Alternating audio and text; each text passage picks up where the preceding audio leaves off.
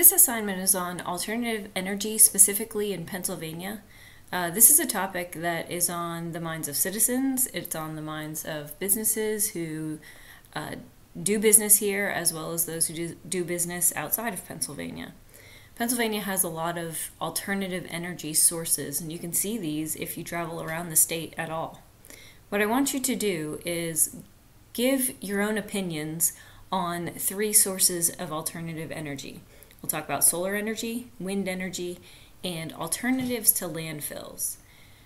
When you're writing, what I'd like to hear is your own personal opinion on the pros and cons for the average person using these types of sources.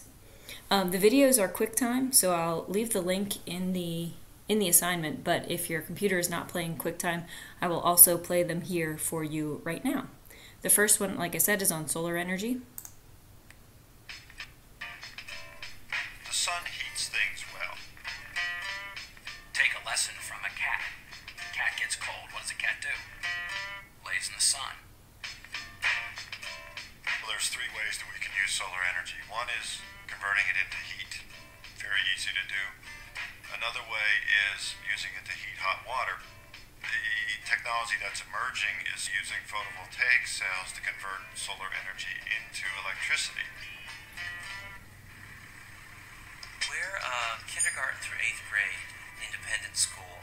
We're a friend school. We're organized around certain key values of simplicity and equality, community, and harmony.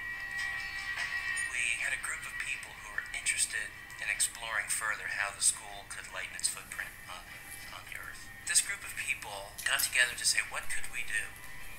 As a result of this, we have solar panels on our community room roof that generate a tremendous amount of electricity, somewhere between 25 and 50% of the school's total energy use. One of our core values is harmony and being good stewards of the resources of the planet. You don't get to that by giving kids worksheets and filling them out. We have a monitoring station hooked up to the solar panels. Kids are able to take numbers and begin to do mathematical calculations about how much energy we used to use, how much energy we're using now with the panels, and see for themselves how much those panels affect our school. I think that went up a little bit. I think it was... I think it depends on how much sun is on the solar panels. A lot of us carry around the idea of solar panels and solar energy like the old days where the sun had to be out 5 or 6 days before you could even take a shower. When it's a cloudy day, they're creating energy. The panels will pay for themselves, I think, in about 7 or 8 years. Our hope is that as kids interact with all the ideas of environmental stewardship, they will go out and do the kinds of things in their lives to really start making a difference.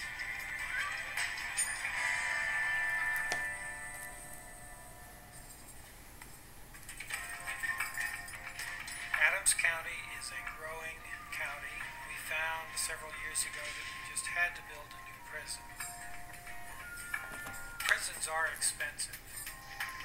Not only is the building expensive, but running the prison is expensive.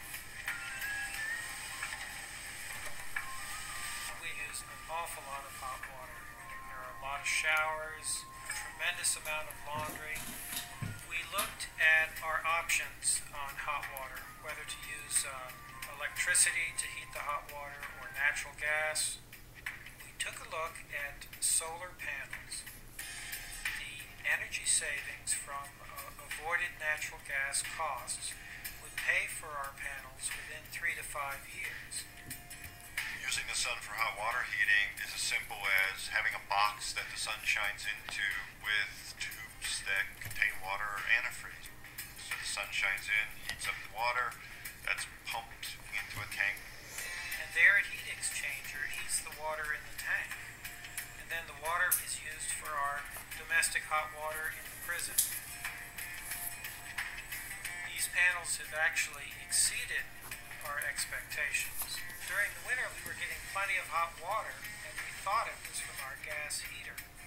But actually our gas heater was not firing properly, and we discovered that all of our hot water, even in November and December, was coming from the solar panels. no federal and no state help to pay for the county prison. So this solar system represents a potential significant saving for the Adams County taxpayer.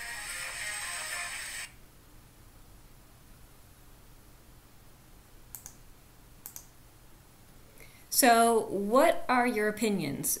The video said that solar energy could be used for three things: heat, like to heat a home, making the water hot for various things that are used in the home, and for electricity. What are your opinions on doing that? Is this something doable for the average person? You saw a school that was located in State College. How do you feel about the students being part of an alternative energy or an alternative energy movement? Are you aware that those students are then doing assignments based on the alternative energy that their school is utilizing? How do you feel about other schools adopting this method? Is that something that Northern Lebanon would be able to do? They also said that they were amazed at the new technology in the solar panels at this school. Tell me your opinion about being part of creating that new technology. If individuals were part of creating that new technology, that would mean possibly more jobs and more income for students graduating from high school, going into a field where they learned how to install solar panels or create solar panels. And then with the prison, how do you feel about government-run organizations like a prison utilizing alternative energy sources, which you do have to pay more money to have those created when the prison is built, have those put into the prison system, than you would for a normal electricity, natural gas or coal-run electricity. I just want to know what your opinions are on those things. The next video is on wind energy, and there are definitely some places in Pennsylvania where wind energy is utilized.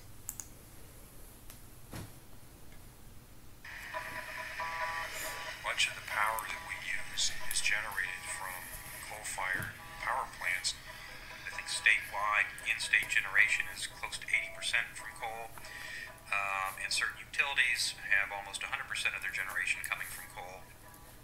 If you combust something, you burn it, it needs oxygen, and you combine it with carbon, and you create CO2, carbon dioxide. So this is a greenhouse gas. Unless something else is happening that counteracts it, you're stuck. The planet's going to warm. The debate is not whether the planet is warming. That's not the debate at all. The debate is how fast, how much. Anything we can do to focus on technologies today means that the problem won't be as bad. Wind is an invisible medium. It's an invisible fluid. And the goal of everybody is to try to visualize this, to see how strong it is, how persistent it is, how clean it is. There is wind along the ridges in Pennsylvania. Not like in southwest Kansas or in other places out west, but if you spent any time along the ridges in Pennsylvania, you will know that they're much windier there than on the lowlands. And new technology in wind turbine equipment enables us to use that lesser wind and still make good quantities of electricity. Think about the Myersdale facility. It's 30 megawatts. That facility, during the course of a year, can offset or avoid the creation of about 90,000 tons of CO2. The first recorded use of wind power goes back to what is now Afghanistan, actually, way before Christ, and it was a grinding grain. Most people have a conception of windmills, the multi-bladed Dutch windmills.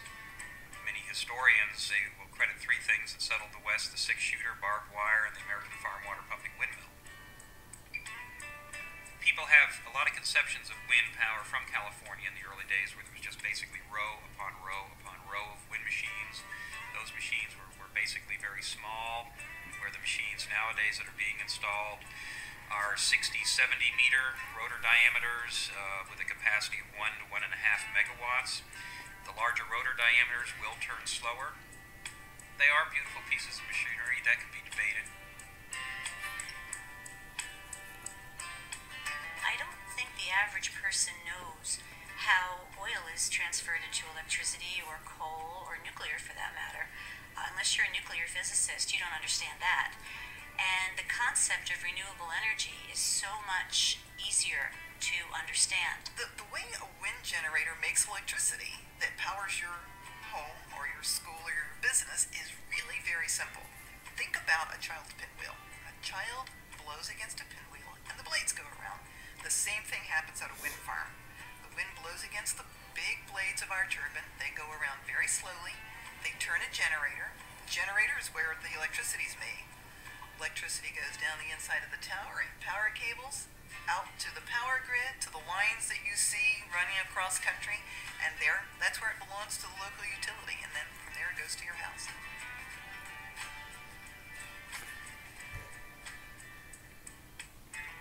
A lot of large institutions, primarily universities and some manufacturing, are purchasing green power. Penn State is really large. We use a lot of electricity and a lot of coal and a lot of energy in all of our buildings.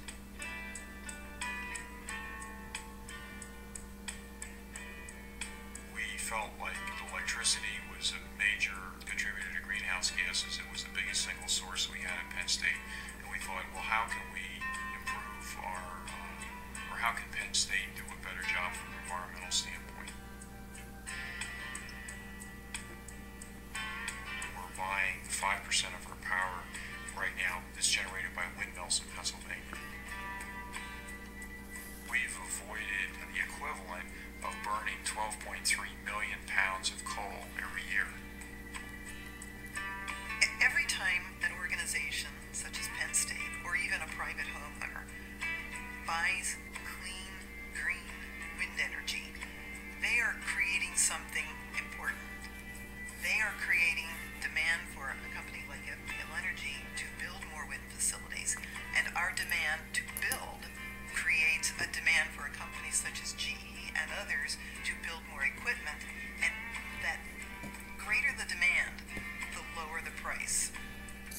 Certainly as an institution of higher learning, we have an obligation to lead by example. You know, how we behave, I hope will somehow translate to the people who go to school here, and maybe as they go on to society and move on to their careers, they may remember what Penn State was able to do to help the environment. The resource, the amount of wind available is huge. It's enormous. Close to 25% of the electricity in the state has been predicted by the Department of Energy can come from wind power alone. The fact that Pennsylvania is now the largest installed base of wind power east of the Mississippi is very encouraging, and we have a lot more coming online.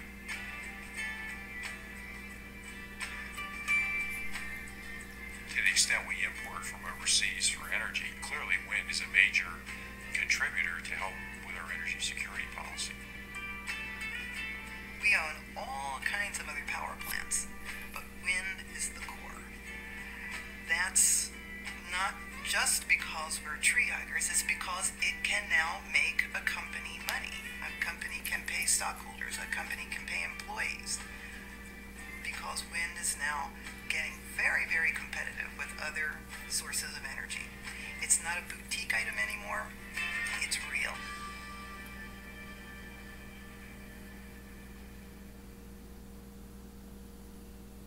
So what this was saying was that currently electricity in Pennsylvania is about 80% coal driven. But at the end, you heard that up to 25% of that, if companies, if organizations start buying from electric companies that use wind power, up to 25% of that could now become from wind, a completely renewable energy source. At the very beginning, the gentleman talking said that it's not a matter of whether global warming is occurring or not. It's how fast and how hot the Earth is going to get by putting all of these greenhouse gases, carbon dioxide being one of them, into the atmosphere constantly from every country across the globe. And again, here you see you have choices for jobs.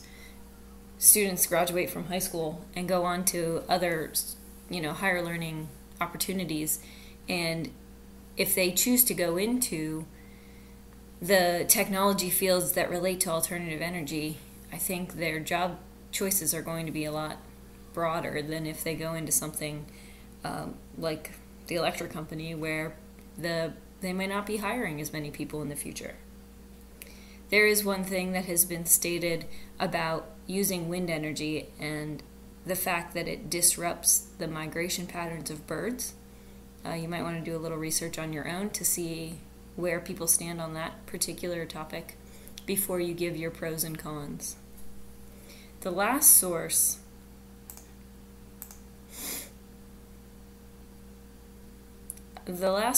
of alternative energy that I want you to look up is,